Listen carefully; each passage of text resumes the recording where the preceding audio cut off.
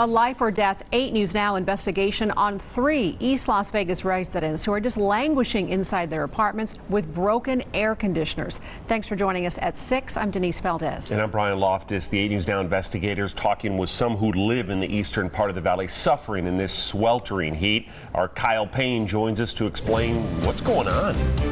Brian, Denise, we get these calls, usually complaints from our 8 News Now viewers. Last week it was a broken elevator in a building full of senior citizens, some of whom couldn't even leave their apartments. And today it's a pregnant woman and 2 men living out their final days in hospice, roasting in hot apartments with broken ACs. Horrible. It's horrible. Terrible. Terrible. Muy caliente. Hot in any language is hot, and when you're 9 months pregnant like Spanish-speaking Mairelys Suarez, living with no air conditioner, sometimes it's too hot to even talk. Are you able to sleep? Que si estás durmiendo bien. Suarez is one of a number of residents at the Toscana Villas whose air conditioner hasn't worked in almost a month. Is stuck paying the high electric bills to run this portable AC unit the management company gave her while the temperature in her apartment soars. And they tell you this is supposed to cool the entire unit? Yes. It barely cools the room. Yes. Right. This is horrible. Suarez and her uncle Ernesto Portillo complain about this to the management company frequently. And according to their online tenant portal, their multiple complaints are listed as completed. But there's still no AC. And often they can't even get in touch with management. For an emergency service request, press 2. They never answer the phone. And they're not much better in the flesh either. We went down to the management office and were told nobody was there to talk with us. I'll give you one of our business cards. Thank you. And when we went back a short time later, they locked the door and eventually gave us another phone number to call, which resulted in this statement from headquarters. We are aware of the 2 units identified by 8 News Now that have air conditioning issues. In both cases, the Toscana Villa apartments worked quickly, first to attempt to repair the units and then to order a replacement. In the meanwhile, both tenants were supplied with temporary portable units.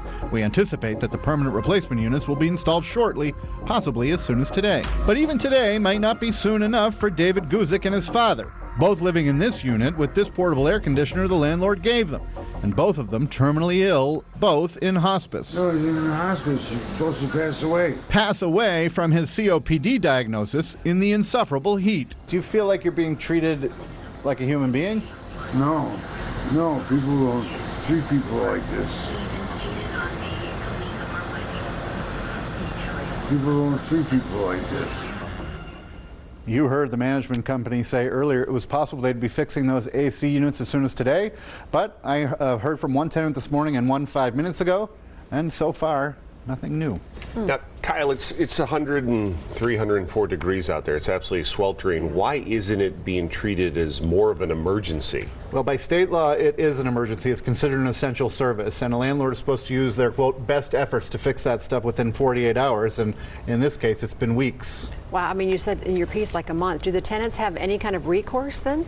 In certain circumstances, they can withhold rent, they can recover actual damages, or they can maybe find suitable housing while the landlord is not compliant. And we have that information and other resources for tenants on our website, along with more in the story on 8newsnow.com. Thank you, Cal. Let us know what happens.